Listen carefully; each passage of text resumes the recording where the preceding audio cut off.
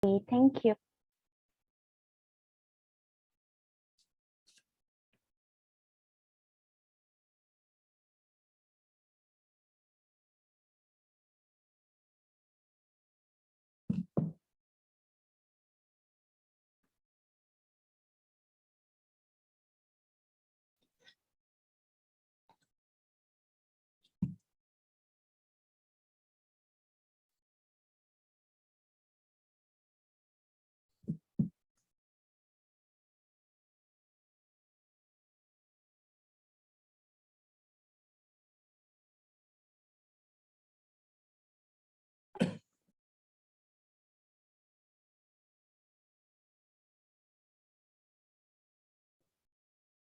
Assalamualaikum warahmatullahi wabarakatuh and good afternoon, ladies and gentlemen, distinguished chairperson, presenter, and participant.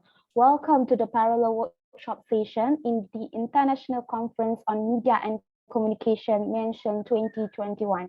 I'm Natasha and I'll be the MC for today. I will be assisted by Farhan Nasir in this parallel workshop session.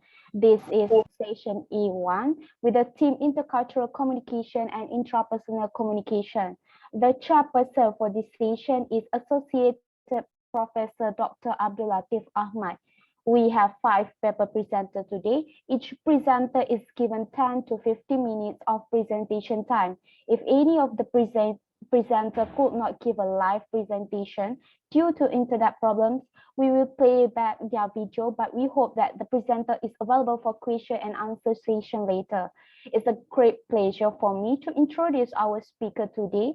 So the first presenter is Madam Farida Saad from Faculty of Social Sciences and Humanities, Universiti Kebangsaan Malaysia with their paper Kepentingan Komunikasi Nonverbal Terhadap Adaptasi Antarabudaya.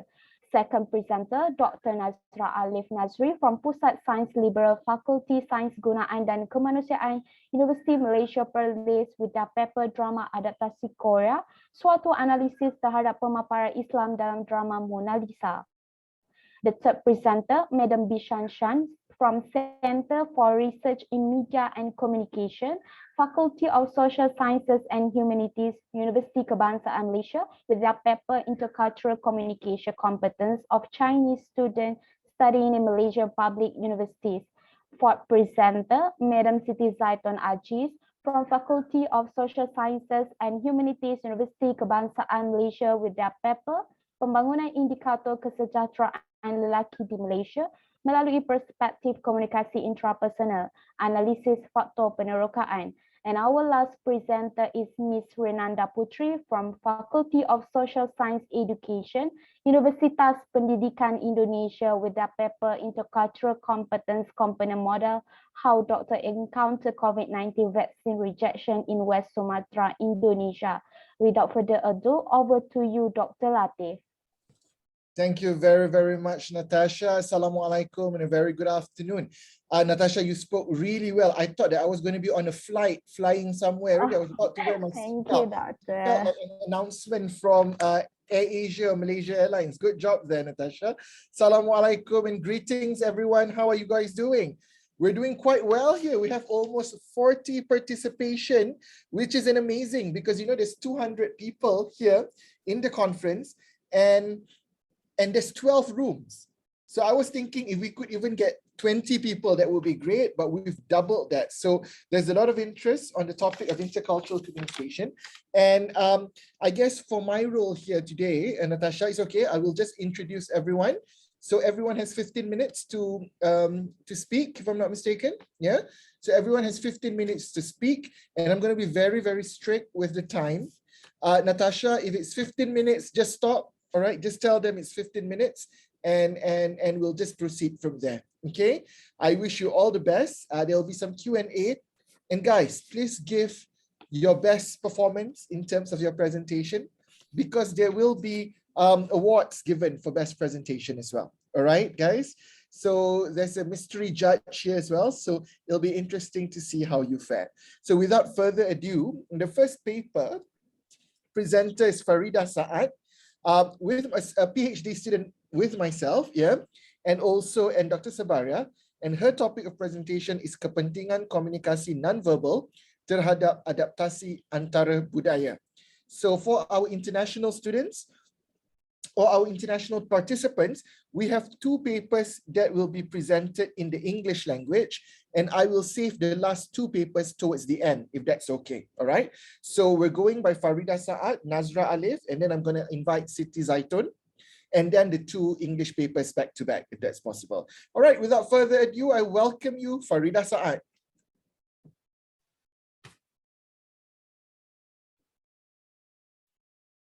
Farida? I can't hear you. We can't hear your voice at the moment.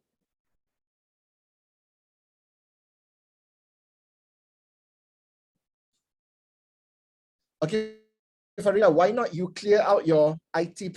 We can't hear you. We can visually see you. No worries.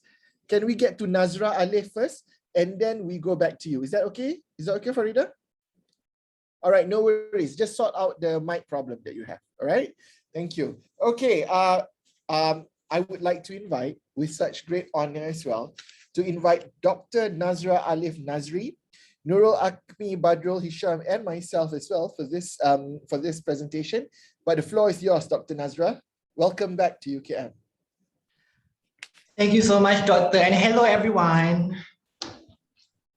Let me share my screen first.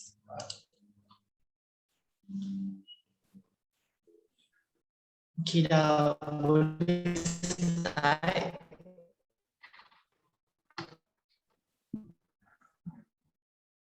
Can I start now?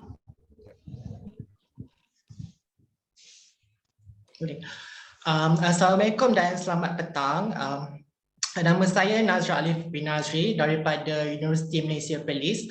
Hari ini saya akan membentangkan kajian saya yang bertajuk Drama Adaptasi Korea, satu analisis terhadap pemaparan Islam dalam drama Mona Lisa. Dan saya punya co-author adalah Dr. Nurul Akmi Badrul Hisham from Biennial University, and also Professor Madya Dr. Abdul Latif Ahmad daripada Universiti Kebangsaan Malaysia. So without further ado, kita pergi kepada pengenalan. Baiklah, okey. Kemajuan perkembangan teknologi pada masa kini sememangnya memberikan kesan yang amat besar kepada manusia dan sekaligus mengubah lanskap kehidupan manusia pada masa kini. Dan antara bentuk teknologi yang mengubah masyarakat pada masa kini adalah daripada sudut budaya dan juga agama. Jadi bila kita bercakap tentang teknologi, televisyen adalah merupakan sebuah media komunikasi ataupun teknologi yang paling berkesan dan popular di dunia. Dan ini juga disokong oleh Muhammad Azlan dan Song Ho Kwan yang menegaskan bahawa sememangnya betul, televisyen di Malaysia telah menjadi salah satu medium yang amat penting dalam penyebaran budaya dan agama, terutamanya pada era kini. Dan ini membawa kepada kemasukan budaya popular Korea yang juga dikenali sebagai Hallyu ke ruang lingkup masyarakat di Malaysia. Dan Hallyu ini bermula seawal pada tahun 2000 dengan kemasukan drama Winter Sonata ke dalam rangkaian televisyen tempatan ataupun drama-drama di Malaysia pada ketika itu. Dan ini juga disebabkan oleh kerana permintaan yang begitu mendalam terhadap drama-drama ini, terutamanya daripada Korea, daripada masyarakat sehingga pada masa kini yang membantu dalam penerimaan penyebaran budaya Korea ini. Dan itu juga membawa kepada kemunculan pelbagai drama-drama dan juga program-program adaptasi pada masa kini seperti I Can See Your Voice, kajian ini drama Mona Lisa dan sebagainya. Jika kita lihat juga perkara ini membawa kepada pelbagai pengaruh yang tidak baik ataupun negatif dari sudut agama itu sendirilah. Sebagai contoh, pada tahun 2015 kita dapat lihat bahawa adanya wanita Melayu memeluk penyanyi kumpulan Korea. Pada tahun 2017 pula ada aktiviti berkabung disebabkan oleh kematian penyanyi idola Kim Jong Hyun oleh remaja-remaja Islam di Malaysia. Dan pada tahun lepas pula kita dapat lihat ada saluran Telegram yang diberi nama agama BTS yang sememangnya bertentangan dengan ajaran dan norma budaya di Malaysia. Dan menurut Azlan Shah juga, populariti Hallyu yang wujud dalam kalangan wanita kini mendapat kritikan yang amat hebat, terutama daripada institusi keagamaan disebab potensinya dalam menghakis kita punya agama dan juga budaya di Malaysia terutama sekali dalam kalangan masyarakat Melayu lah, dan ini membawa kepada objektif kajian saya, iaitu pertama melihat bagaimana pemeran agama Islam diketengahkan dalam drama adaptasi,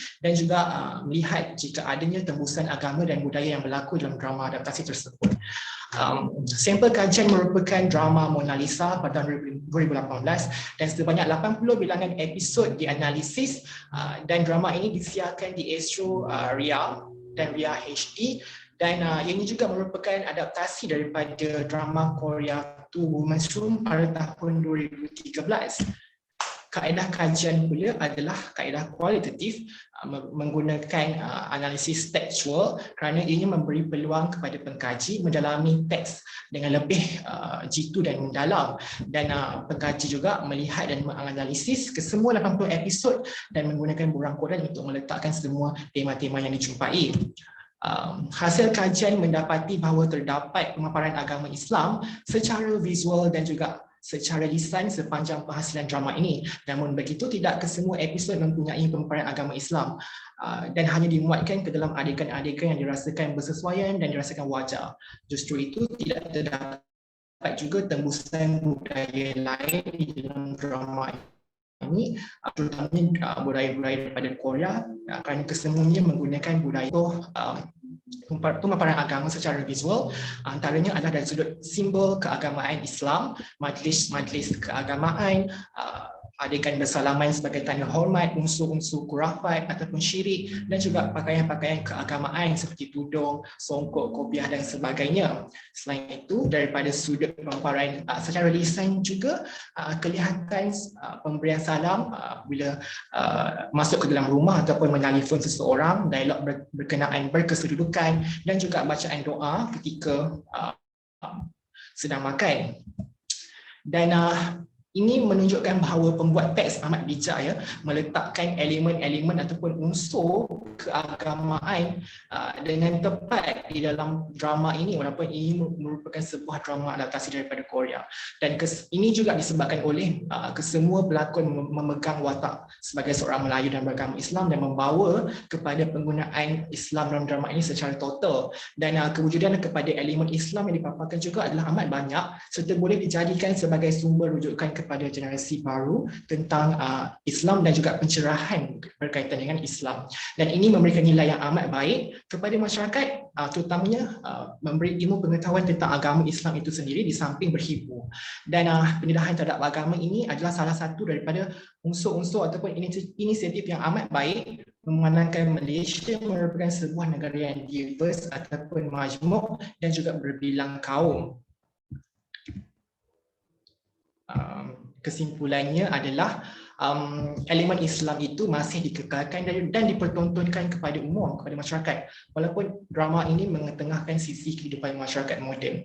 Dan memang seperti yang dikatakan tadi, tiada kewujudan ataupun tembusan kepada budaya dan agama lain, terutamanya budaya dan agama daripada Korea, maka tiadalah silang budaya yang berlaku dalam drama ini. Dan ini menunjukkan bahawa agama Islam masih dianggap penting penonjolannya dalam drama-drama adaptasi, dan ianya tidak menghakis, malah memperkukuh dan memperkuat nilai Islam menerusi drama-drama adaptasi kepada audiens.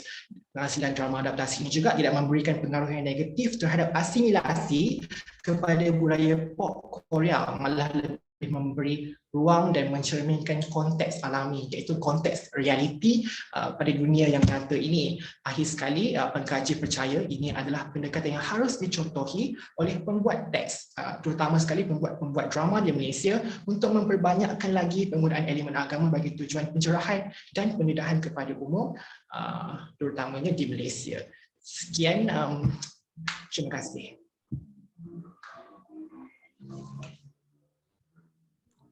Terima kasih Dr. Nazra, a very interesting point of view, dan saya suka sebab kalau untuk pemahaman para tetamu kita pada hari ini, Dr. Nazra adalah seorang pakar pengkaji drama-drama Korea ataupun drama adaptasi Korea ya, dan beliau baru mendapat PhD-nya pada tahun ini, tahniah, dan telah pun menunjukkan kesungguhan dan juga minat yang sangat. Jikalau anda berminat untuk memahami lebih lagi berkenaan isu-isu drama Korea ataupun isu-isu K-pop atau pop culture, anda boleh berhubung dengan Dr. Nazra juga ya. Selepas ni kalau kita tengok ada email address di situ ya untuk dihubungi.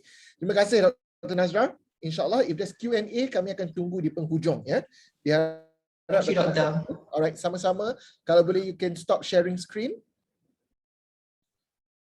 Dan kita lihat bagaimana dengan keadaan Faridah di Johor. Macam mana keadaan Faridah? Hello, Assalamualaikum. Waalaikumsalam Faridah. Boleh Are you dengar? doing okay? Alhamdulillah boleh dengar. Alright, Alhamdulillah. Faridah, insyaAllah bakal Dr. Faridah one day. We hope for you for your research to be completed soon. And I'm very proud to invite Faridah Saad for her presentation titled Kepentingan Komunikasi Nonverbal Terhadap Adaptasi Antara Budaya. This is on nonverbal communication, yeah? Yes. In terms of intercultural communication.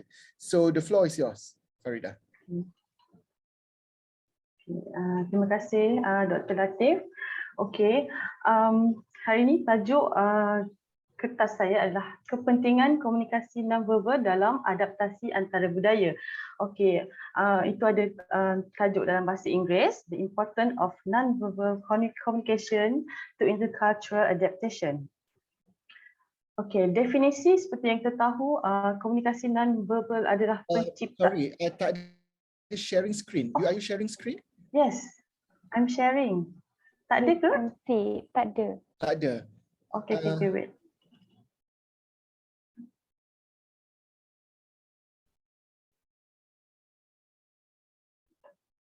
Boleh nampak tak? Tak, belum. Okay, wait.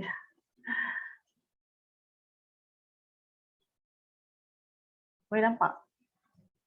Okay, now dah boleh nampak. Okay, terima kasih.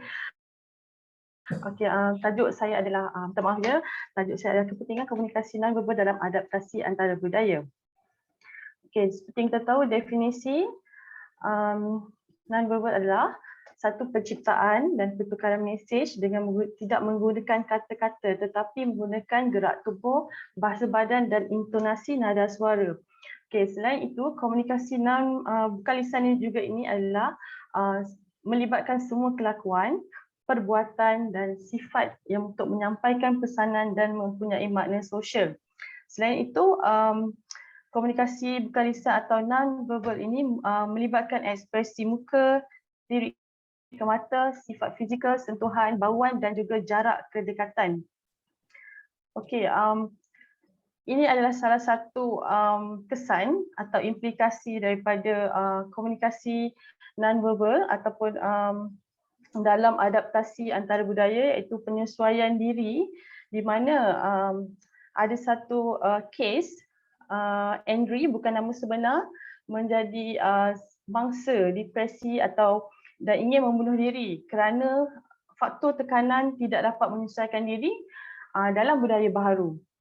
Okey, antara kesan lain dalam penyesuaian antara budaya apabila komunikasi itu tidak sampai adalah kejutan budaya. Okey, antara contoh kesan daripada kejutan budaya ini adalah rasa takut akan kehilangan identiti diri dan juga masyarakat sekeliling. Seperti kita tahu, apabila kita sudah terbiasa dengan masyarakat sekeliling atau budaya kita, kita pergi ke sesuatu tempat yang baru, dia akan merasa takut sebab kenapa tak sama dengan tak akan sama dengan budaya sebenar kita sendiri.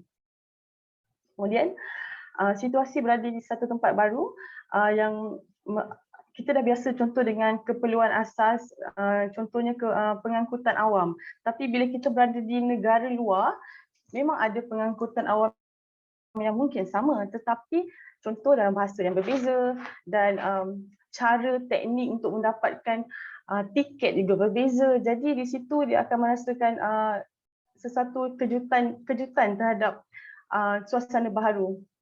Kemudian kehilangan ekspresi wajah, adab dan norma.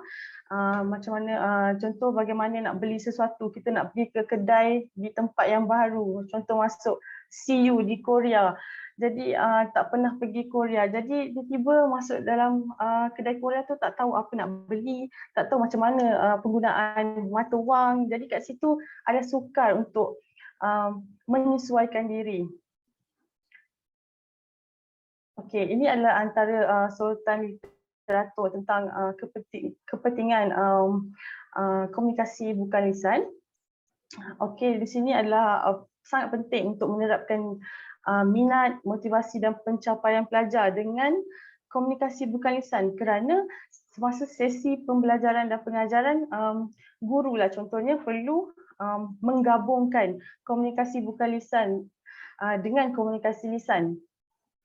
Okey, kemudian penggunaan simbol dalam sesebuah adat budaya di mana contoh masyarakat Melayu menggunakan adat persandingan untuk pemakluman bahawa sesebuah perkahwinan sedang berjalan. Okey, kemudian perempuan lebih diutamakan dalam bidang seperti undang-undang, psikologi, kriminologi dan sains tulen, di mana komunikasi bukan lisan adalah bergabung dengan komunikasi lisan dan menjadikan sesuatu contoh sebuah jenayah itu dapat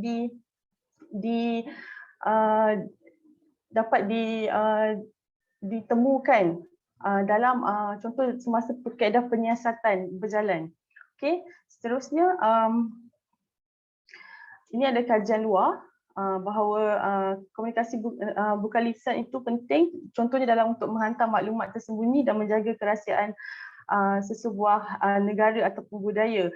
Okey, selain itu komunikasi bukan lisan juga dalam sebuah budaya itu mempunyai perbezaan dari segi pakaian, bau, konsep, masa, konteks tinggi dan rendah. Contoh, kalau kita pergi Korea, kita akan ada satu bau yang berbeza dengan contoh negara kita. Okey, bau tu mungkin sebabkan negara Korea tu sejuk, dan kalau kita ke kedai makan dia akan dia ada satu bau apa, orang kata kimchi. Kimchi tu dia, bau kimchi tu kuat. Okey, sampai kita jalan-jalan di kedai-kedai tu pun akan bau kimchi. Okey, kemudian komunikasi non-verbal dicirikan sebagai bentuk fizikal, cara berpakaian dan konsep diri yang diperhatikan semasa berkomunikasi antara budaya. Okey. Seterusnya. Okey, ini adalah satu kepentingan mengapa komunikasi non-verbal penting dalam setiap penyesuaian adaptasi. Contohnya adalah motivasi, iaitu sokongan moral. Contohnya guru lah beri motivasi kepada murid-murid dengan menunjukkan tanda bagus semasa sesi pengajaran. Okey, selain itu kepentingan dia adalah untuk menghormati sesebuah budaya. Ada budaya yang perempuan tidak boleh bersalam dengan lelaki, contoh di Timur Tengah sebab mungkin kerana faktor keagamaan. Okey, kemudian kepentingan lain adalah pemudah cara. Pemudah cara ni seperti contohnya untuk menutup sebuah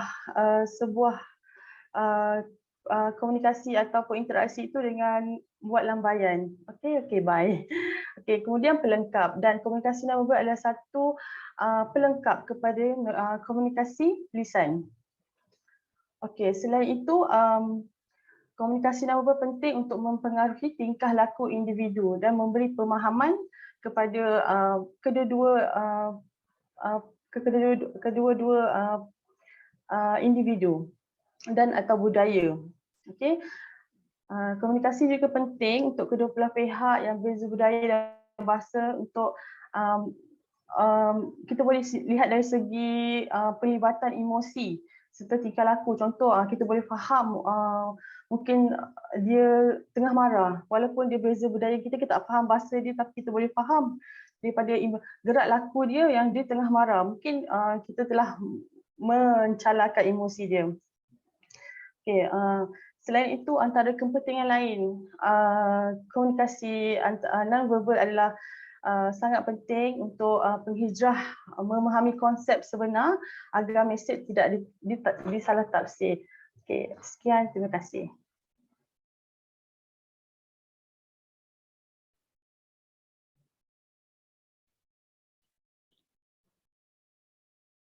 Thank you very much, Farida. We got to know a bit about non-verbal communication. Thank you for the input and for following according to time. inshallah, we'll please wait for any Q&A after this, and we hope to get more answers from there. Thank you very much, Farida. Thank you, Dr. Okay, if I could invite another PhD student of ours, and we're always proud of her achievements. If I'm not mistaken, she just came back from data collection as well, from Gua Musang, Kelantan. I have here Siti Zaitun, Puan Siti Zaitun Ajis, who will be presenting a paper that she co-wrote with Dr. Arina Anis and also Dr. Emma on a presentation titled Pembangunan Indikator Kesejahteraan Lelaki di Malaysia melalui Perspektif Komunikasi Intrapersonal Analisis Faktor Penerokaan. I would like to invite you, Zaitun, and I wish you all the best. 15 minutes, yeah? Thank you, Doctor. Welcome. Doctor, please alert me if I more than 50 minutes. Will do. Yeah, just share your screen as well. Thank you. Okay.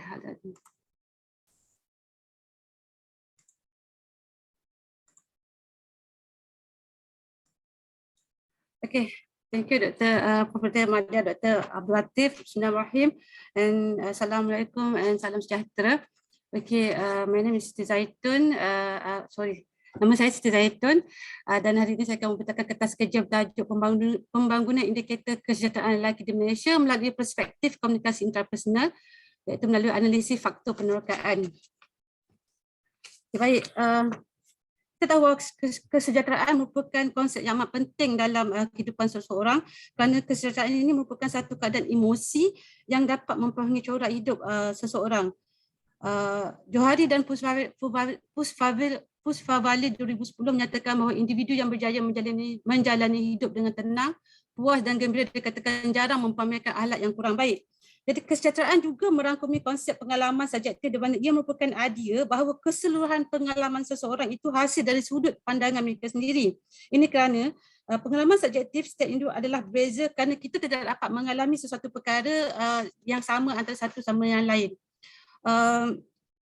Aspek kesejahteraan seperti hidup selesa, sihat dan bahagia mempunyai banyak dimensi yang berbeza yang dapat dilihat dilihat secara subjektif. Sehingga kini pengukuran konsep kesejahteraan masih menjadi perbincangan kerana melibatkan pelbagai dimensi kehidupan yang boleh diukur dari pelbagai sudut. Pendekatan pendilaian kendiri menggunakan konsep kendiri ini banyak digunakan dalam kajian-kajian lepas untuk mengukur atau mendefinisikan konsep kesejahteraan. Baik, konsep kendiri sebenarnya adalah merupakan satu kaedah komunikasi intrapersonal yang membantu setiap orang berkomunikasi dengan dirinya sendiri, iaitu bagaimana kita memikirkan diri kita untuk berfikir, berkelakuan dan bertindak dalam kehidupan kita yang mempunyai berbagai peranan. Dan di samping mendorong kita membuat penilaian berdasarkan persepsi sendiri untuk mencapai suatu tujuan hidup. Okey, dalam kajian ini permasalahan yang diketengahkan adalah aspek kesejahteraan seperti hidup selesa, sihat dan bahagia mempunyai banyak dimensi yang berbeza yang dapat dilihat secara subjektif dan menyebabkan wujud pelbagai teknik dalam pengukuran. Penilaian persepsi oleh gender juga memainkan peranan kerana penilaian persepsi oleh gender berlainan terhadap piawai dan penadaan aras kesejahteraan memberikan nilai persepsi kesejahteraan yang berbeza. Selain itu, indeks kesejahteraan Malaysia khususnya kesejahteraan lelaki spesifiknya mengikut etnik belum lagi wujud di Malaysia. Oleh kerana objektif kajian ini adalah untuk membangunkan indikator kesejahteraan lelaki di Malaysia melalui perspektif komunikasi intrapersonal. Baik, pendekatan yang diambil dalam kajian ini adalah dengan menggunakan kaedah campuran, di mana populasi kajian ini adalah golongan lelaki warga negara Malaysia yang berumur 18 tahun yang bermasyarakat di Malaysia. Saya sampel dikira berdasarkan analisis dijalankan sejumlah item yang dibentuk dengan menggunakan perkiraan saya sampel cuba 2009. Okay, dalam fasa pertama pembangunan instrumen ini, dasar sekunder kualitatif dikumpulkan menggunakan kaedah tinjauan literatur sistematik, iaitu dengan merujuk penyelidikan terdahulu secara sistematik. Kemudian uji item dijalankan bagi memperoleh data peramal kualitatif melalui kaedah pembincangan kumpulan berfokus dan memproses ini juga merupakan ujian kesahan instrumen. Baik, seterusnya pengumpulan data dijalankan menggunakan kaedah kuantitatif di mana borang soal selidik digunakan dan kajian dijalankan di atas online platform survey Monkey dalam pada 16 Mei 2020 hingga 12 Jun 2020. Analisis data dalam menggunakan SPSS di mana kita menjalankan statistik deskriptif untuk melihat analisis frekuensi dan juga statistik inflasi analisis faktor penerokaan dan juga analisis korelasi. Baik, dalam jadual ini dapat dilihat bahawa respon kajian ini terdiri daripada pelbagai kaum, agama dan latar belakang demografi. Hasil kajian menunjukkan responden yang terlibat adalah terdiri daripada golongan lelaki yang bervariasi umur dan tahap pendidikan serta latar belakang ekonomi yang berbeza. Responden yang terlibat dalam kajian ini terdiri daripada seluruh Malaysia serta Sabah Sarawak, di mana majoriti responden kajian terdiri daripada golongan berumur 18 hingga 29 tahun. Dapat dilihat juga dalam kajian ini, majoriti responden mempunyai sumber pendapatan yang baik dan ini seterusnya membantu dalam memberikan penilaian kepuasan hidup yang baik keseluruhannya, kerana kajian lepas banyak yang menunjukkan bahawa skala pendapatan mempunyai hubungan positif yang kuat dengan kebahagiaan dan kepuasan hidup. Okey, hasil kajian menunjukkan bahawa majoriti responden yang menyertai kajian ini mempunyai skor tahap kepuasan yang tinggi, diikuti 27.9% responden sahaja yang mempunyai tahap kepuasan yang rendah dan hanya 48% responden yang mempunyai tahap kepuasan yang hidup dalam kategori sederhana. Okey, baik, dalam konteks kajian ini interpretasi skor tahap kepuasan hidup adalah digunakan mengikut pengiraan jumlah skor oleh Biennial et al. 1985 yang mengkategorikan jumlah skor pada 7 peringkat, tetapi kita menjadikannya kepada 3 kategori yang lebih mudah untuk difahami lah, iaitu yang tinggi, sedang dan rendah. Okey, baik. Pada pembuat kajian ini, seperti saya katakan tadi, bahawa pembentukan dimensi dan indikator kejayaan dihasilkan berdasarkan analisis tinjauan literasi sistematik di mana sebanyak 55 item bagi 10 dimensi kejayaan telah dikenal pasti. Dimensi yang dibentuk pada awal kajian adalah kesihatan fizikal, kesihatan mental, kepercayaan spiritual, kesihatan tempat tinggal, kesihatan hubungan sosial, hubungan rapat, autonomi, nilai dan makna, keyakinan ekonomi dan juga nilai diri.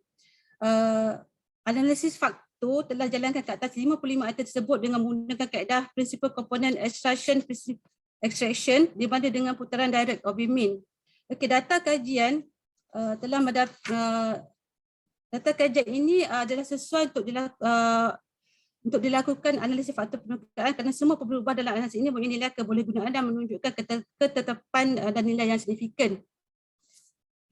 Berdasarkan hasil produksi EFA, semua item yang mempunyai nilai commonality menjadi 0.3 dan tiada item dapat disisihkan berdasarkan nilai commonality tersebut. Jadi kita telah menjalankan pengekalan dimensi dan item berdasarkan analisis Kaiser criterion, ujian screen dan juga analisis screen. Okey. Kita melihat bahawa pada bilangan komponen dan total variant estimate bagi konsep kejayaan selepas pendidikan terakhir, terdapat 6 komponen daripada 10 komponen yang kita dapat daripada awal systematic review tadi. Kemudian untuk mengukurkan lagi dapatan kajian, kita juga menjalani analisis kristal dan juga parallel analisis di mana akhirnya kita kita tolak 4 komponen dan mengekalkan 6 komponen di dalam kajian. Okey, baik. Hasil produser EFA yang dijalankan tadi, yang telah dijalankan, 3 item dipilih juga menunjukkan bacaan nilai muatan faktor melebihi daripada titik pemotongan minimum bagi nilai muatan faktor iaitu kajian iaitu 0.4 dan ini membolehkan semua 33 item yang telah diuji tadi kekal dengan cicit arti ditetapkan menggunakan analisis EFA. Okey, hasil dapatan kajian ini menunjukkan bahawa keselesaan peribadi dalam konteks kajian ini bergantung pada bagaimana lelaki melihat diri mereka sendiri dari aspek keyakinan diri, kesihatan fizikal, autonomi dan agensi, keselamatan ekonomi, bagaimana mereka beradaptasi untuk mencapai kesejahteraan dalam hubungan keluarga ataupun rapat, dan akhir sekali bagaimana mereka beradaptasi terhadap persediaan tempat tinggal untuk mencapai kesejahteraan. Okey. Dalam kajian ini, kesemua item dalam konsep kesejahteraan dianalisis untuk menentukan indikator kesejahteraan keseluruhan yang sesuai bagi kualiti pengumpulan dalam konteks lelaki di Malaysia. Jadi hasil analisis kebolehpercayaan, analisis item menghasilkan nilai alpha Cronbus 0.933 menunjukkan sangat baik dan tahap keterangan yang efektif. Bagi mengumpulkan hasil dapatan kajian, kita telah menjalankan ujian kesahihan konvergen di mana hasil analisis menunjukkan nilai perkalibrasi antara faktor dalam menunjukkan hubungan sederhana iaitu 0.627 dengan merujuk kepada Gerford 1973. Ini berbeza, kedua faktor yang diukur adalah masih mengukur konsep yang berkaitan dan menunjukkan bahawa indikator yang dibentuk mempunyai nilai kesahihan yang baik. Kesimpulannya, keputusan analisis faktor menunjukkan hanya 3/3 item daripada 50 item kecerdasan yang dikekalkan. Tiga-tiga item kecerdasan yang dibentuk menyertai tahap kebersihan dan ketekalan yang efektif dan sangat baik, di mana nilai alpha Cronbus dan komponen ini menilai lebih daripada 0.7 yang memenuhi tahap kebolehpercayaan diadakan oleh Bond dan Fox 2007. Okey, ujian kesahihan pekerja juga dijalankan ke atas konstruk menunjukkan bahawa konstruk dibentuk menilai kesahihan baik dan ia mempunyai korelasi dengan instrumen yang ada iaitu alat ujian keputusan hidup. Okey, hasil kajian menunjukkan 6 dimensi konstruk kecerdasan iaitu keyakinan diri, adaptasi hubungan keluarga, atau rapat, adaptasi persiapan tempat tinggal, autonomi dan agensi, kesihatan fizikal dan kesihatan ekonomi. Keenam dimensi ini dapat memperkukuh tahap kefahaman akan kerjaan lelaki di Malaysia. Namun kajian ini merupakan kajian awal dan untuk membolehkan keenam dimensi konstruk kecerdasan diguna pakai, kajian lanjut iaitu kajian CFA harus dijalankan bagi membolehkan bagi mengesahkan dimensi konstruk kecerdasan adalah sesuai mengukur kecerdasan lelaki di Malaysia. Okey, itu sahaja, terima kasih.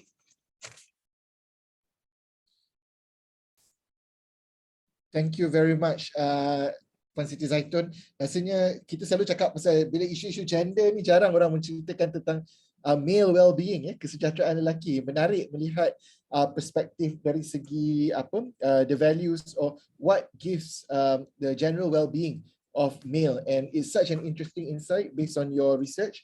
You've traveled quite a bit and I wish you all the best as well. Thank you very much, Puan Zaitun. Okey, sekejap Doktor, I tengah nak share sekejap. Macam mana nak buat? Okey. Okay. Okay, yeah, you have. Thank you very much, Puan Zaitun. Sekarang, okay, now I would like to invite Ms. Shan, also a PhD student, potential maybe in the next MENTION 2023 conference.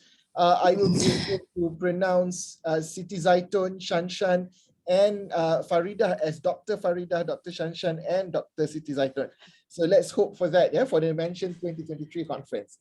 Because just to motivate and inspire you, in a MENTION 2019 conference, Dr. Nazra was Mr. Nazra at that time. So, all right. Okay. So the floor is yours, Shan, and the article is always interesting. I hope some of the students who are from China or who are also participating in this event would be able to listen to this presentation. It is titled Intercultural Competence of Chinese Students Studying in Malaysian Public Universities. And this is sort of like a literature concept paper, isn't it, Shan? And yes, that's right. We look forward to hear from you in about 15 minutes. Thank you. Okay, thank you. Good afternoon, everyone. My name is Shan. It's a great honor to present in MENTION conference. I'm a PhD student in UKM, and this is my second semester.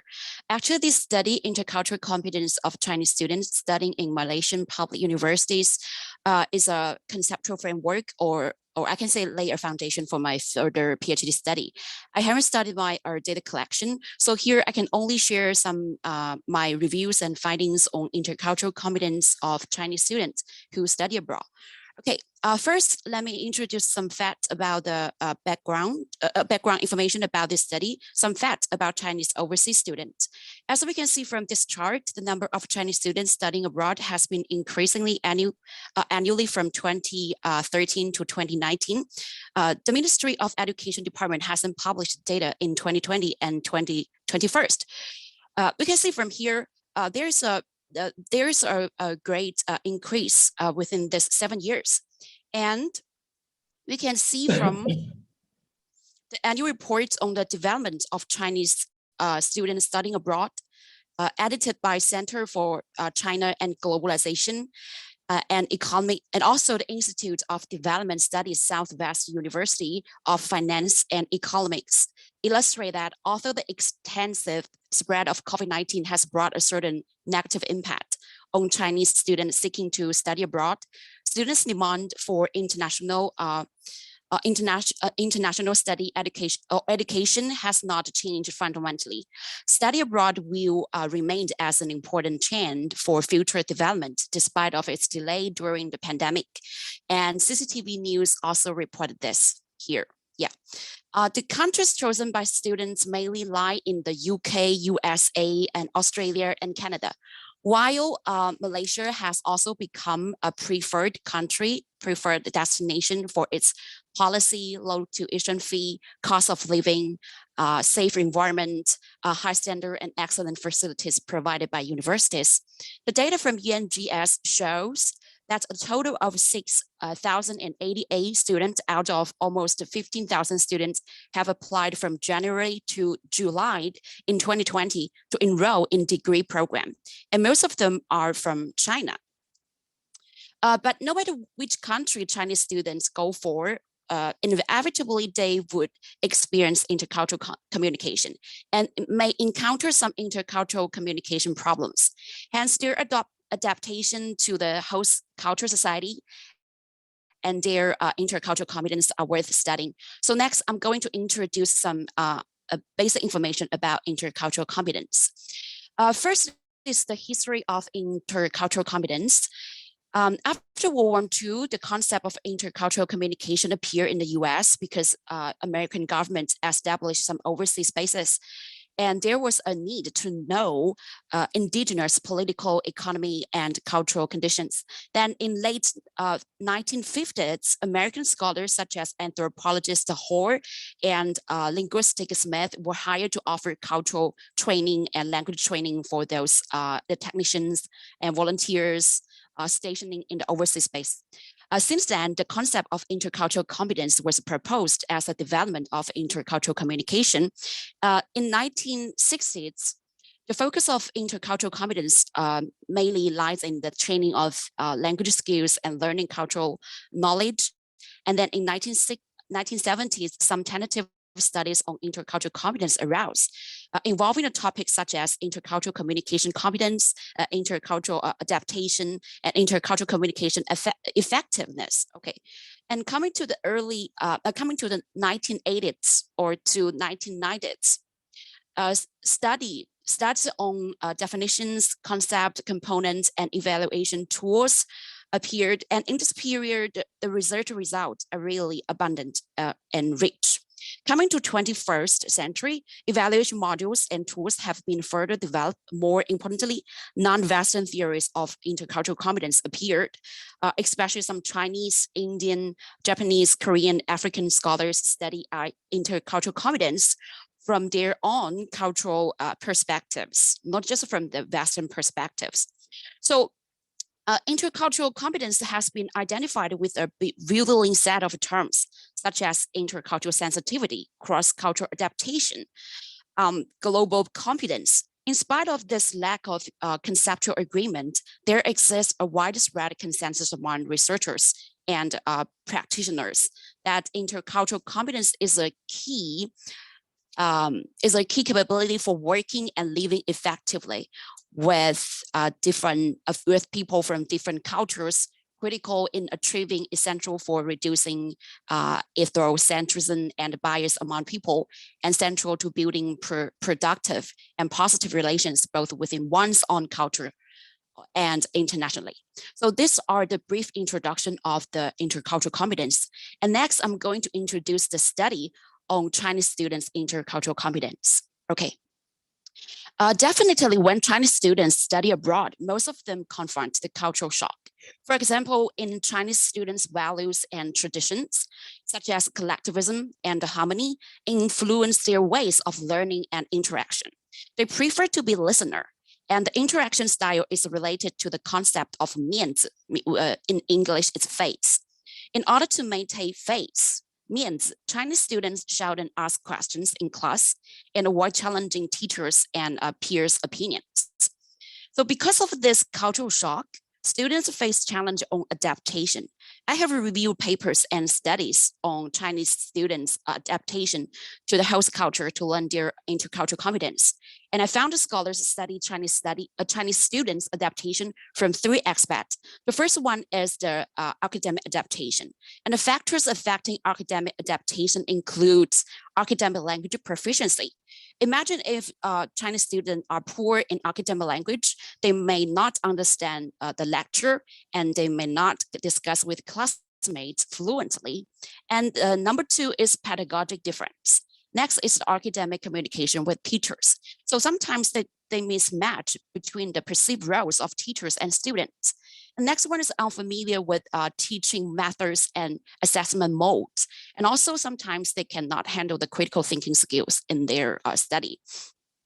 The next one is social cultural adaptation. Okay, the factors affecting social cultural adaptation, the first one is also the language proficiency, or I can say linguistic gap. Sometimes when Chinese students establish the social network with local people, sometimes they don't understand their social language. So there is a linguistic gap between them. And next one is previous cross-cultural experience. If they have the experience studying abroad before, it's good for their social cultural adaptation. And the next one is expectation, cultural distance, cultural identity, and cultural literacy. Okay. Next one is about the psychological adaptation of Chinese students. The factors affecting the psychological adaptation includes social support, personality, language barrier, and academic burden. So we can see from here, language proficiency is really important among these 3 adaptation. Okay. And here, we found that students' academic adaptation, social cultural adaptation, and psychological adaptation, they are interrelated. If you have a good social cultural adaptation, it's good for your academic adaptation and psychological adaptation. So actually,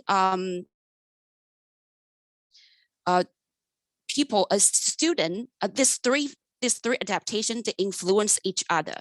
And as a citizen in the global village, Chinese students can improve language proficiency and accept cultural adaptation training, adjust their expectations, prove openness and receptivity, and build a social network with local people like classmates, tutors, and also seek social support, understand the pedagogy difference, build self-confidence, and have an optimistic mindset. These things are good for their adaptation to the countries where they head for their study. Okay, these are my presentation. Thank you very much. Thank you. Thank you very, very much, Shanshan. That was such a very interesting, good conceptualizing paper to be telling us about what are some of the issues that people need to know. I think you presented really well as well. I think it was very concise and everyone got to know some information from there. Natasha, I think everyone has been very good with timing, right? Yes, betul. Excellent. And so far we've had 4 presentations in a very fast time, and I liked it. So we have more time for Q&A, guys. So be ready. I would like to invite the final presenter here today. And if I'm not mistaken, I could see the names. Rizky Aziz, Renanda Putri, Gifari Wali, and Sania Majida from Universitas Pendidikan Indonesia. Are you here at the moment? Hello. Yes. Hello. Hi, Renanda. Okay. Hi.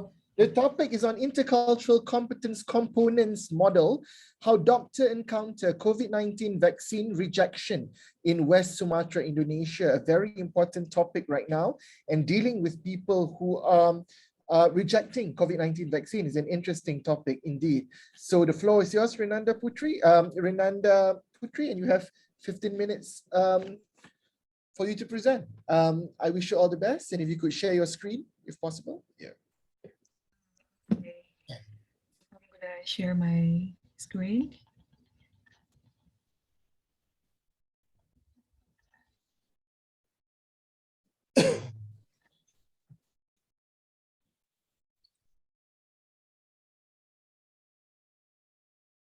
Okay, have you guys seen the screen already?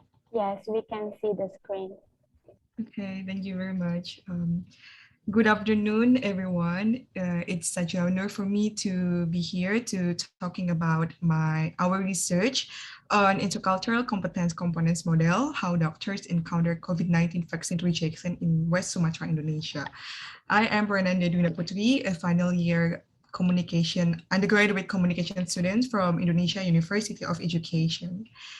So let's begin with the background of the research.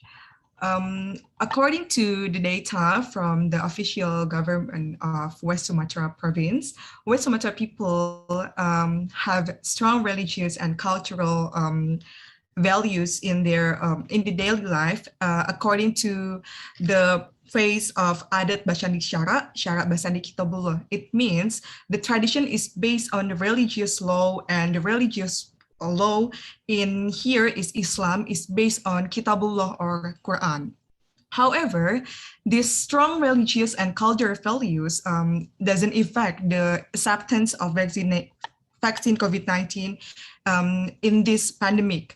According to the data based on a survey from a political organization in Indonesia, West Sumatra people are in the first place due to the low acceptance of the safety and halalness of the COVID-19 vaccine.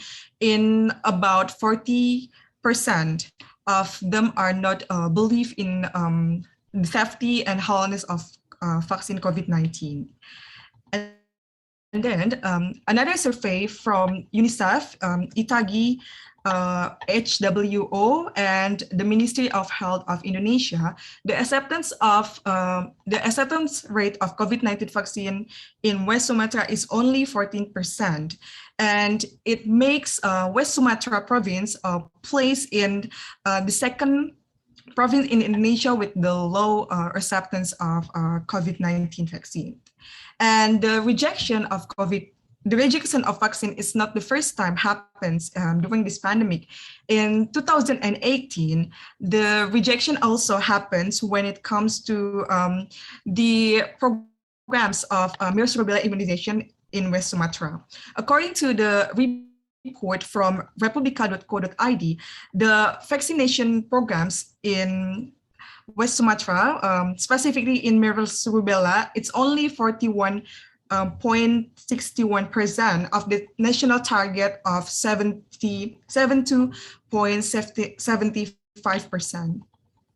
So according to the backgrounds that we have concluded before, we collect the research question based on the intercultural competence components models by Howard Hamilton. So the first one is, how's doctors' attitude regarding vaccine rejection in West Sumatra? And the second one is how doctors' knowledge regarding the cultures and that encourage people to reject vaccine. And the third one is how doctors encounter vaccine rejection, that their skills or they everything that they do for encounter vaccine COVID-19 rejection. So our methods for the research is qualitative approach with the case study strategy, because we want to know deeper about the experience that doctors in West Sumatra, specific that they are included in vaccination program in West Sumatra, about the vaccination rejection in West Sumatra. And for the data collecting technique, we selecting the informants, specifically the main informants using progressive sampling that we have decided the category and what category that we need for our research. And also we use snowballing sampling by asking for the recommendation from one informant to another, and we do deep interview to know deeper about their experience, their point of view about vaccine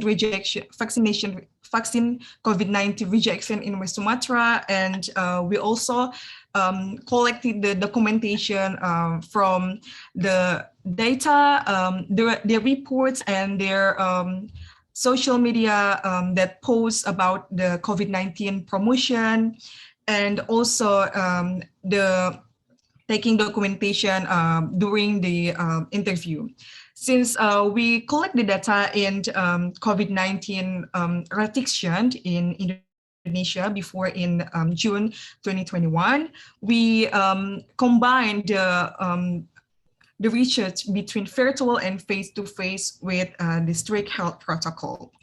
So here's the list of informants. We divided into main informant and supporting informant. For the main informant, we decided to interview young doctors, senior doctor, Muslim doctor, city doctor, and residency doctor. We tried to interview non-Muslim doctor because we want to know their perspective, because we thought that their perspective might be different from the Muslim perspective, the Muslim doctor perspective in vaccination program. But unfortunately, there are a lack of non-Muslim doctors that participating in vaccination program in West Sumatra. And also for this research, we also interview local healthcare officer, anti-vaccine, pro-vaccine, and local nurse in West Sumatra. So for the attitude of vaccination program, from the statements that we got from the doctors, that they are kindly open-minded, which is not judge the anti-vaccine. They are not get mad about the people's decision to not get vaccination, but they try to educate them by giving right information about vaccination, and they do not try to harm the anti-vaccination that do not want to get vaccinated. But for another people that accept vaccination program, they appreciate and try to ask the pro-vaccination to invite and to help them promote vaccination in West Sumatra, so that the anti-vaccine people can be more educated by the testimony that people already have by vaccination program. And another things that we found in knowledge is that from the cultural approach that we think it's important to also have in healthcare practice, that people in West Sumatra is really based on religious values and cultures. By they really believe about their religious figure and also their cultural figure. So for this research, we can see that social figure can be very useful to help the doctors for this vaccination program. And moreover, the West Sumatra people are difficult to accept new things, including the COVID-19 vaccine. It is because what we get from the doctors is because they really trust the cultural and religious values that say vaccine is haram, vaccine is made by pork and another components that very harmful for the health. And for the strategy that doctor do for the vaccination program, specifically for the anti-vaccine people, is they are trying to make various efforts to educate people in the public, like from the basic is from interpersonal approach, like they try to speak directly to the people that are unsure to get vaccination, and also they do approaching to local religious leaders and social figures that have a great impact to the society, and also they try to get reach to the remote area, because they think it's hard to reach the people from the remote area due to the lack access to get the healthcare service in West Sumatra. Okay, so we use this ICC model. It should be put on the first another slide. So for the ICC model that we use, or Intercultural Competence Components model, we use the model from Howard Hamilton, which has 3 components. So for the attitude, it means about how they react to the different cultures, and they are to try to understand what kind of things that they have to do regarding the cultures and the society, and the knowledge itself is the understanding of the culture. It's like the more level of attitudes, and the skill is the combination of attitude and knowledge. And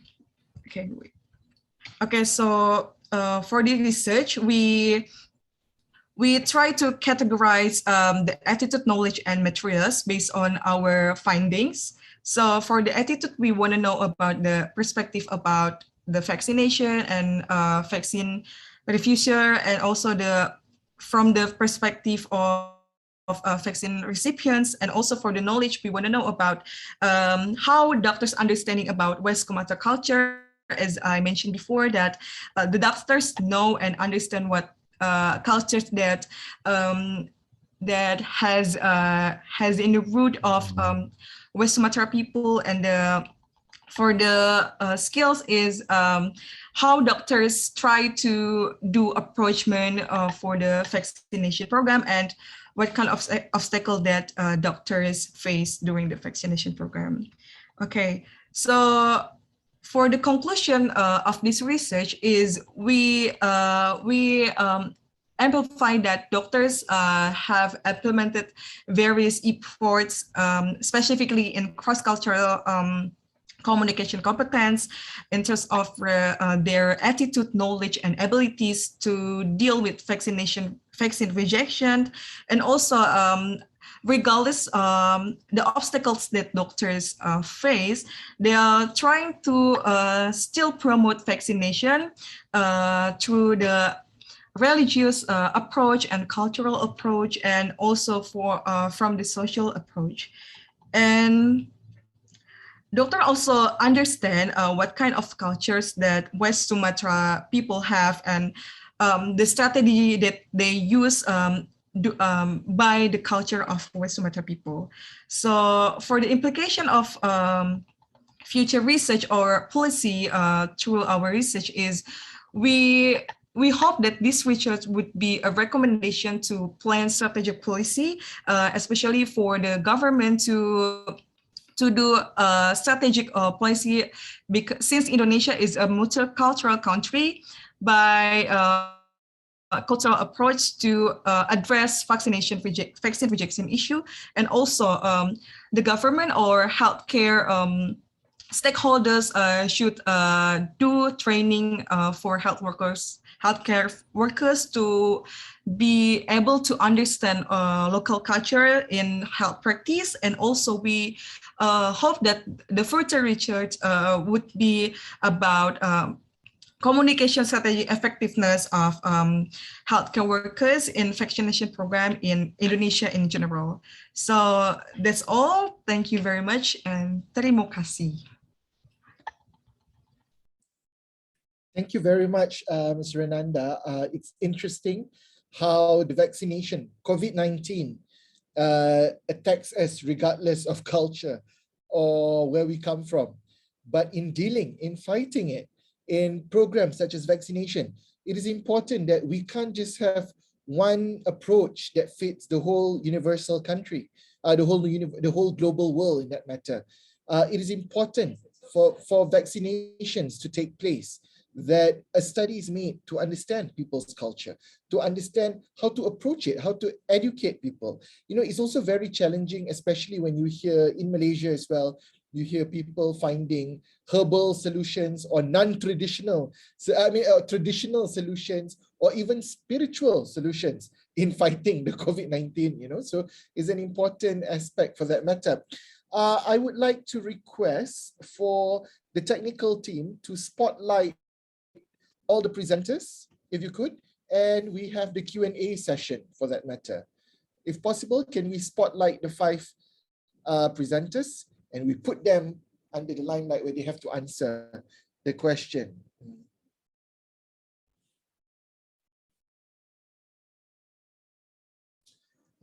Have they been put under spotlight, technical?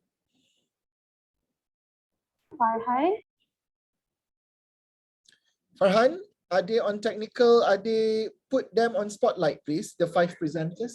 Doctor, for now, for the session, we cannot put them on spotlight, so they have to answer it technically. Oh, they can't. Can we pin them at least? No. Oh, we can't put them on spotlight. Okay. Yeah. All right, no worries. Okay, then we will go into hold on, yeah. I have to unpin Farida.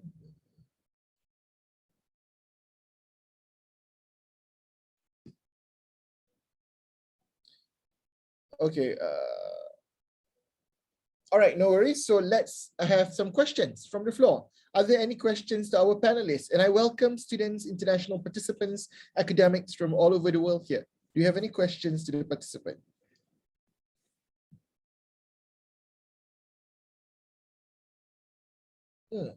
Shy is also a cultural issue, okay? Shy or not excited, nervous to ask a question, thinking, is my question great or is my question problematic, or, you know, on that matter. Can I have some questions from the floor? I have lots of questions to ask. The students from China here, if you'd like to ask about, you know, intercultural competence of Chinese students in Malaysia, for example. There's some health communication issues with regards to vaccines, and also with regards to the well-being of males in society. All right, we have Iza. How are you, Iza? Hi everyone, I'm good. Hi. Okay, Iza, do you have a question for anyone specific or to everyone? Yes, I have one question to Dr. Nazra. I'm actually very curious, as someone that does research about dramas or Korean adaptation dramas. In Malaysia, do you think, is there any better dramas that display the best intercultural communications? So this is about Malaysian dramas, right? Yeah. All right, is there any Malaysian drama that shows good intercultural communication? Dr. Nazra? Thank you. Dr. Nazra. Hello, hi, thank you for the questions.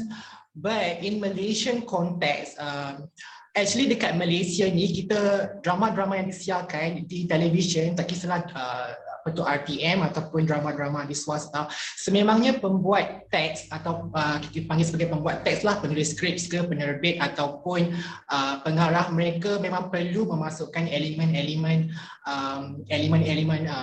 budaya Melayu itu ke dalam drama tersebut. Tapi lately di tahun 2015 ke atas, elemen budaya seperti sastra itu memang tidak lagi dimasukkanlah ke dalam ruang lingkup drama di Malaysia disebabkan oleh kerelevanannya. Dikatakan pada masa kini elemen sastra itu sudah lagi tidak relevan untuk dimasukkan ke dalam drama-drama moden di Malaysia, kecuali jika drama-drama itu merupakan drama dibuat untuk ke arah tradisional lah. Itu antara What about Dr. Nazra, what about budaya Malaysia dalam drama di Malaysia? Budaya di Malaysia menurut kajian. Okey, budaya di Malaysia menurut kajian yang saya telah lakukan, memangnya kebanyakan pembuat teks di Malaysia memang mengekalkan budaya di Malaysia itu mengikut norma budaya, terutamanya norma dan tradisi budaya di Malaysia lah. So kita melihat bahawa drama-drama yang disiarkan di Malaysia memang sememangnya mengangkat martabat budaya Melayu itu sendiri tanpa kita sedari. Jadi ini menunjukkan bahawa sememangnya pembuat teks di Malaysia amat menekankan dan membuat research sebelum mereka membuat sesebuah produksi drama lah. What about budaya-budaya lain? I mean dari segi antara budaya tu Dr. Nazra. Do you see Okay, kalau dari sudut antara budaya itu memang kurang untuk dipaparkan di dalam industri tempatan di Malaysia. Tapi baru-baru ini ada satu drama di slot di Astro yang pukul 10 mega drama tu. I lupa tajuk dia apa, tapi drama itu saya rasa dia menggunakan OST daripada bahasa lain, bukan bahasa Melayu di dalam drama tersebut. Jadi saya rasa itu adalah pencetus, mungkin selepas ini akan banyak OST daripada bahasa-bahasa lain dan juga mungkin ada budaya-budaya daripada budaya lain dimasukkan, terutamanya budaya di Malaysia lah. Sebab kita tahu kan di Malaysia ini ada pelbagai budaya dan lebih daripada 60 etnisiti yang perlu kita semarakkan dalam produksi di Malaysia. Okay, if Izzah, I would like to put in on that. Dari segi budaya Malaysia, what are the shows in Malaysia sekarang yang melambangkan kemalaysiaan dalam drama-drama? Dr. Nazra, apa example yang nampak? Bagi saya, okey, kalau melambangkan budaya Malaysia secara spesifiknya memang tak ada. Kebanyakannya memang pembuat teks akan meletakkan unsur-unsur budaya Melayu ataupun budaya-budaya mengikut situasi dalam drama tersebut. Tetapi ada satu Demas Singa Malaysia yang baru-baru ini, saya rasa rancangan itu memang amat memartabatkan budaya Malaysia apabila kostum-kostum yang dipakaikan di setiap selebriti di sebalik kostum itu memang melambangkan budaya dan tradisi di Malaysia. Dan itu harus diberikan pujian kepada produksi Demas Singa Malaysia.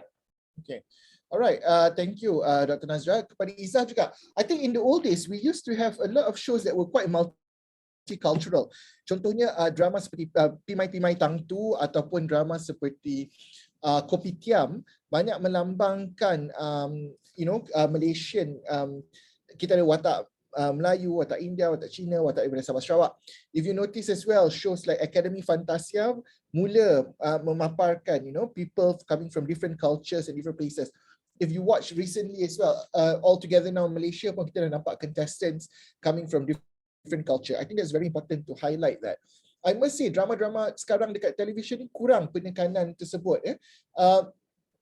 Kalau kita tengok di Singapura, kita tengok macam drama seperti filem drama Kin, KIN di Singapura, memaparkan watak-watak daripada mereka daripada pelbagai budaya, living the life there. And if you're looking at what's happening in Netflix now, contohnya sekarang ni there's a show on Netflix called Dynasty. Dan Dynasty ni sebenarnya adalah satu it was something from the 1980s that came back in the 2020 ni, 2019, 2020 ni. Tapi pada tahun 2000 pada tahun 1980-an tu, it was very white. The show was quite white in the matter that it was really a lot of Caucasian yang berlakon. But now it has changed, where if you see the characters have people coming from different ethnicity. We have Latinos, we have African Americans being part of that role as well. So it is something, an area that we should look into in terms of, because we feel that television is one way to build the spirit of a nationality, of coming up with shows that could do that. If you watch shows like Ola Bola, for example, if you've seen the movie Ola Bola, it shows such a strong spirit, isn't it, of the community in that matter. Okay, but before that, let me go to a question from Farzana Amira. Adakah kemungkinan identiti budaya Malaysia akan semakin menghilang jika kurang dipaparkan dalam industri tempatan? I think it's something, sebenarnya the identity of Malaysia can be found in various ways. It's not just about drama, not just about film in that matter, but it's also something that we can get through sports, right? Whenever there's sports, everyone is supporting of that sport. So there's a lot of other elements, but whatever can contribute, we should encourage that. Now, is it true that pada makan drama adaptasi lebih mendapat rating tinggi? Okay, so now do you think, I assume this is for Dr. Nazra as well. Dr. Nazra, do you think that the Malaysian identity will be lost if people are more interested in drama adaptasi, if people are more interested in adaptation? I think from your study, you found something else. Can you share, Dr. Nazra? Yeah. Betul. Bagi saya memang budaya Malaysia itu memang tak akan hilang lah kalau dari sudut pembuatan drama adaptasi di Malaysia, disebabkan pembuat teks di Malaysia ni memang diorang membuat research yang sebelum melakukan sesebuah drama tu. Dan seperti yang saya katakan tadi, yang elemen sastra itu memang tidak diguna pakai lagi pada masa kini. Namun pembuat teks bijak, diorang mengubah elemen sastra itu dan memasukkan elemen baru, which is patriotism, sama dengan apa yang Dr. Latif cakapkan tadi. So elemen patriotism itu amat banyak dan amat tinggi dipaparkan di dalam drama-drama adaptasi, seperti pemaparan bendera-bendera Malaysia di sekitar adegan-adegan dalam drama tersebut. Ini menunjukkan bahawa memang budaya Melayu terutamanya, ataupun budaya-budaya di Malaysia yang dipaparkan di dalam drama adaptasi ini akan memperkuatkan lagi dan memperkukuhkan lagi budaya kita dan tidak menghakis budaya yang ada di Malaysia ini. Okay, thank you, Dr. Nazra. Okay, anyone else? Questions for other participants?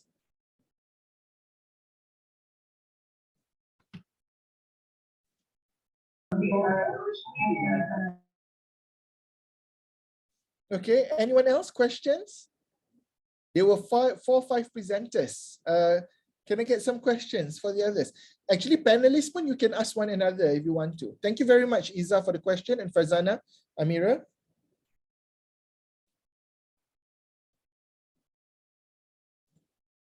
Guys, questions for one another?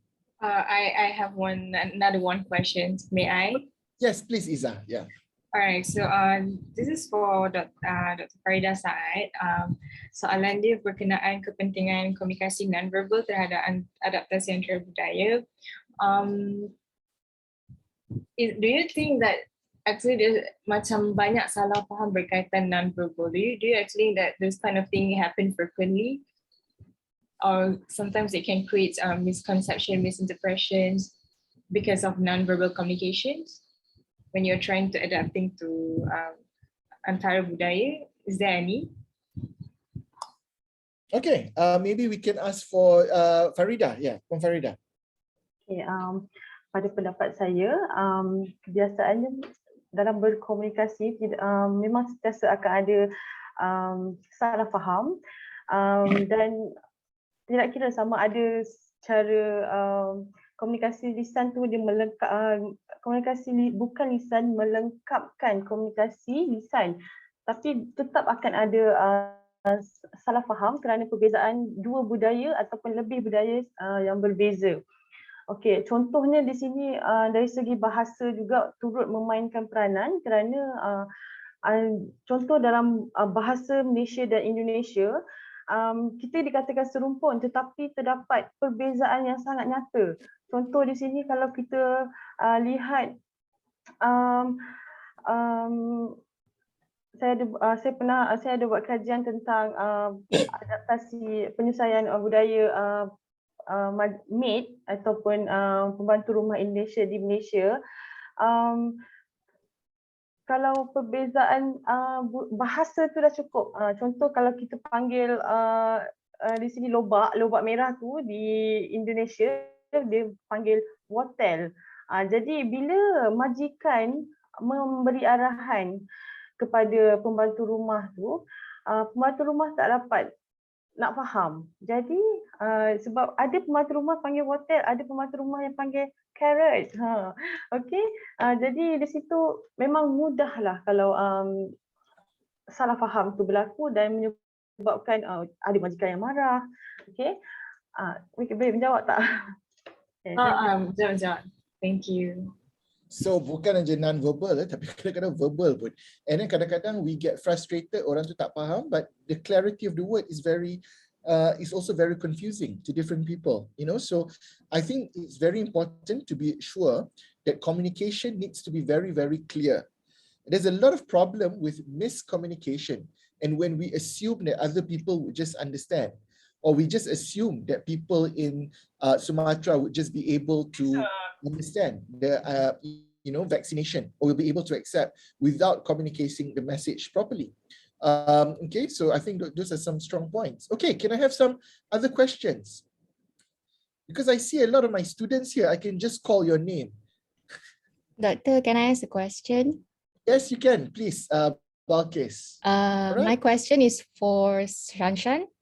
Okay. Okay, Shanshan talk about Hello. hi Shanshan. So you talk Hi, about Bakis. culture shock just now, where it involves a lot of factors like psychological, social, and also academic for Chinese students in Malaysia. So I have I think it's a simple question. We often assume that cultural similarities among Asian countries will facilitate the process of intercultural adaptation. But from your review of literatures, is there any cases where similarities between Asian countries does not necessarily mean culture shock can be minimized? Yeah, that's my question. Thank you. Okay, thank you for your question. Right. Well, actually, my reviews, most of them are about the Chinese students who study in the UK and the USA, and also like Australia and Canada, and only a little bit part of the study or the research or the paper are about the Chinese students studying in Malaysia. Just a few, yeah, just a few. And I also found that even though Malaysia and China share the common culture like collectivism, they still have some barriers in Chinese students study in Malaysia. The first one is still the language, insufficient English language, and the second one is also the cultural differences and also the low classroom participation.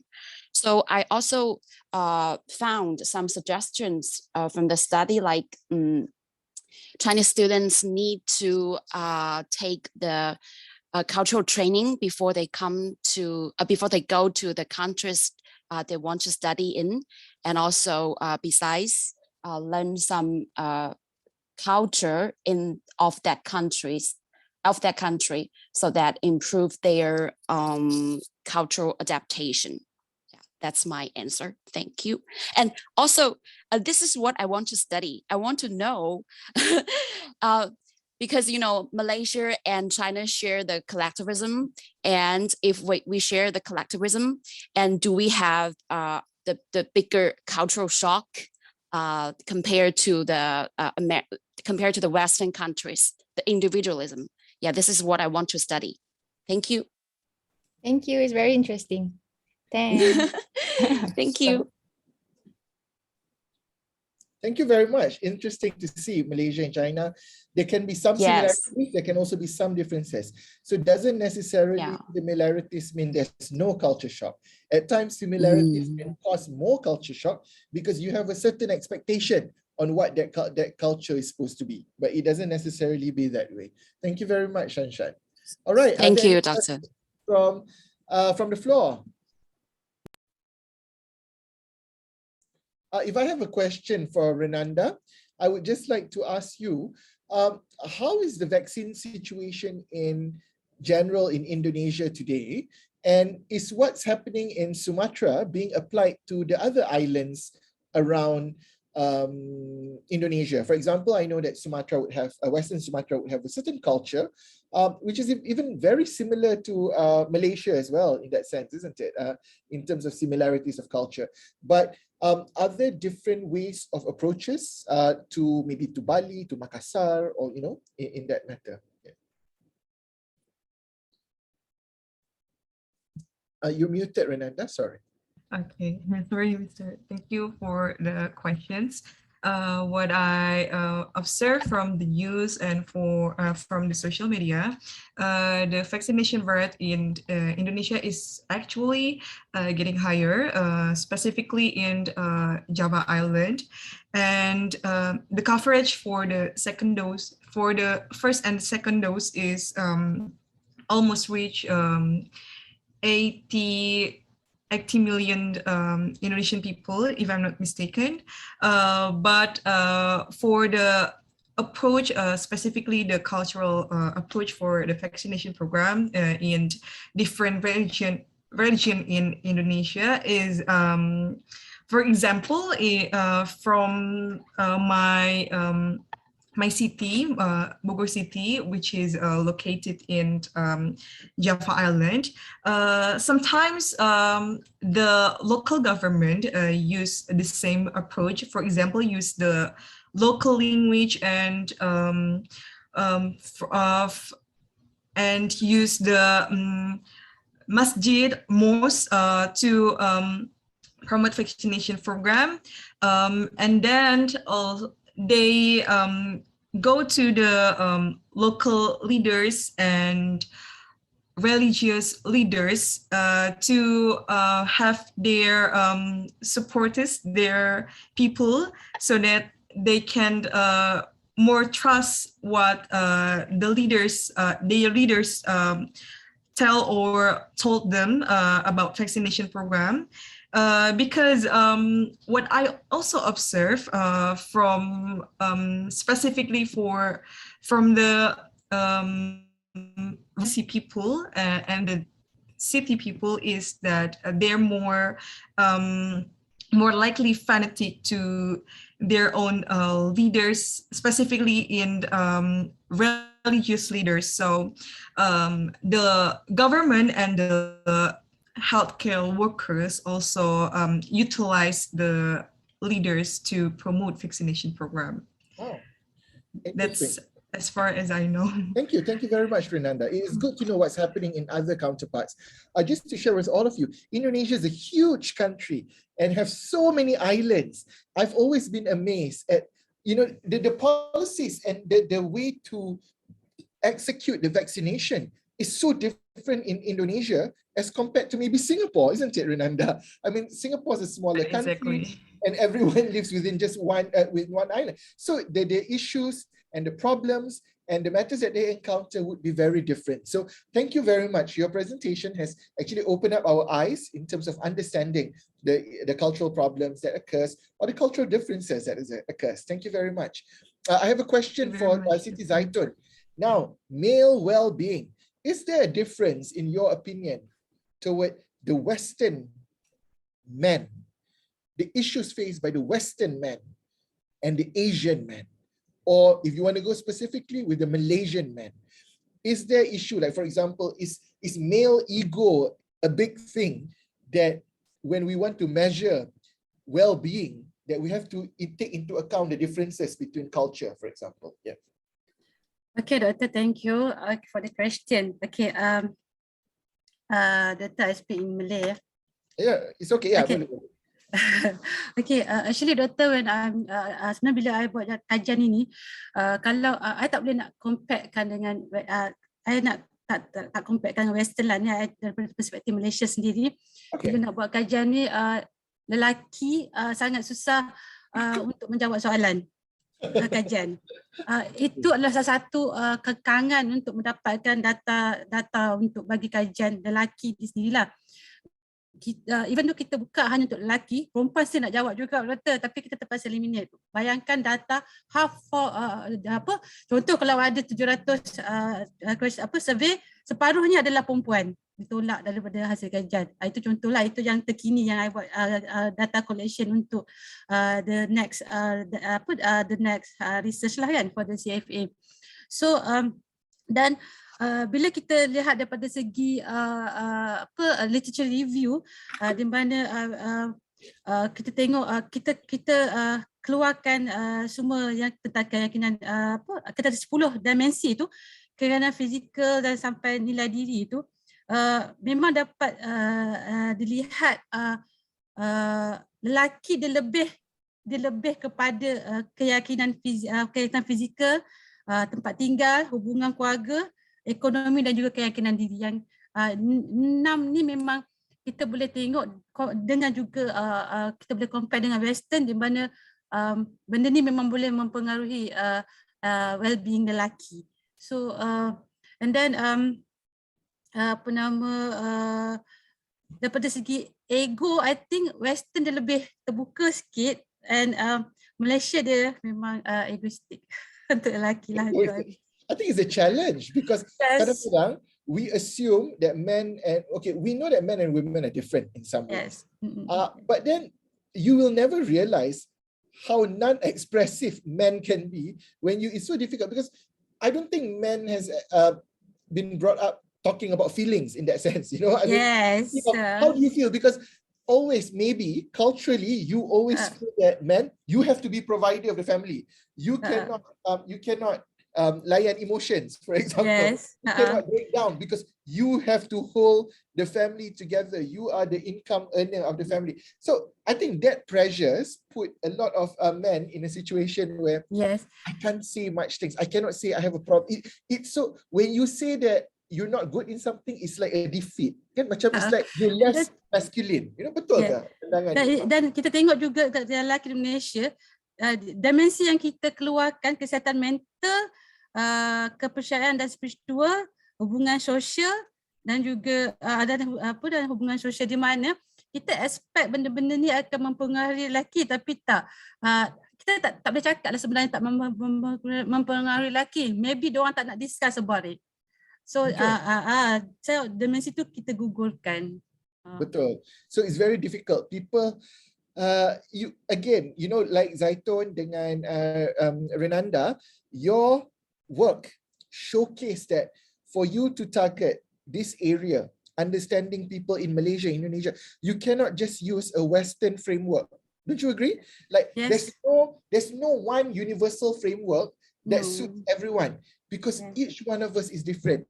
And if you just apply a Western framework in understanding Malaysians or Indonesian, you're not going to get the same results. So that's why your research is very important, to share what's going on in this part of the world. All right. So kudos to the both of you as well on that matter. Thank you. And Siti Zaitun.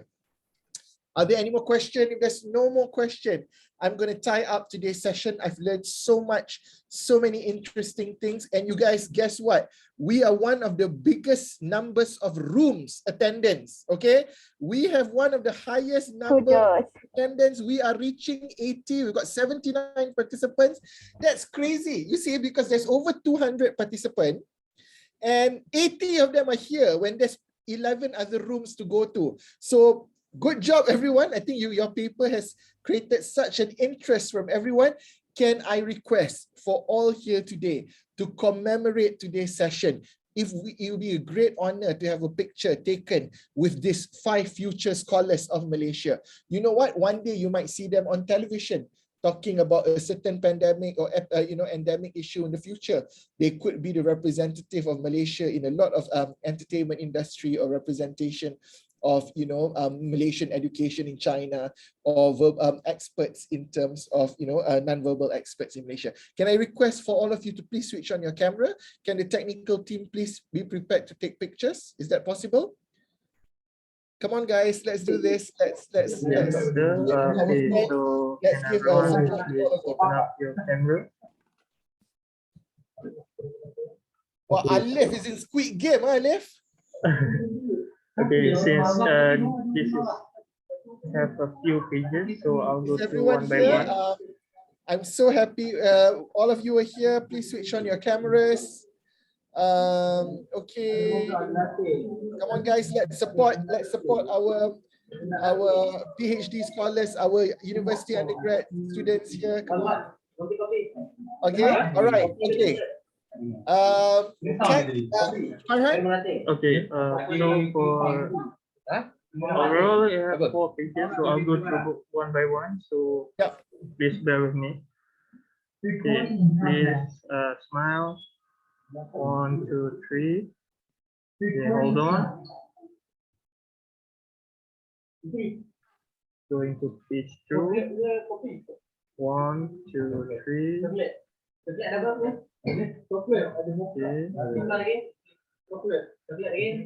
Last one. 1, 2, 3. Alright. That's all, Doctor. Thank you. Farhan, can you share it in the chat room straight away, if possible? the technical department will compile it together, then it will be posted and No, don't worry. You can send some in the chat room right now. You can share it in the chat room right now. 3 pictures. Okay, I saw it. Okay. Thank you very much. So to everyone here today, I thank you all, and I do hope that you will enjoy. There's another parallel session after this. There will also be some other workshops. I would like to pass it over back to Natasha after this. And thank you so much. I hope you guys can enjoy this. Thank you. Farhan, can you mute for a while? Farhan. Okay, thank you, Chairperson. With that, we end our parallel workshop session this afternoon. The next session will start 4 p.m. That is the final part of our workshop. Before we end the session, thank you so much to the Chairperson, Dr. Latif, all presenter and participants for this enlightening and fruitful discussion. Please show us your appreciation by clicking on the reaction button below. So hope to see you again in the next mentioned conference. Thank you and have a nice day, everyone. Bye. See you all. Okay, bye. Thank you so much. Okay, bye.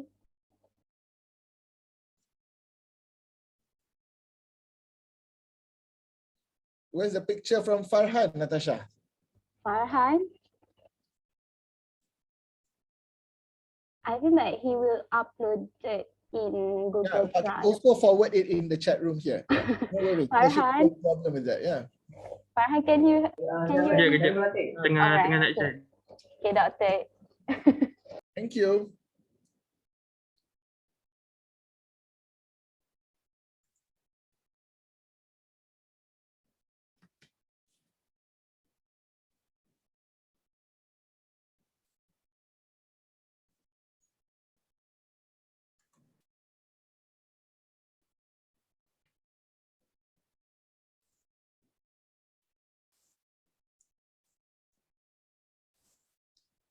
Guys, if you have not left the room, there's still the pictures are being posted right now. I think there's 3 pictures up there. Yes, I got mine. You got it already? Okay, keep it for your collection. Thank you, everyone. Have a good day. Thank you, Tanisko.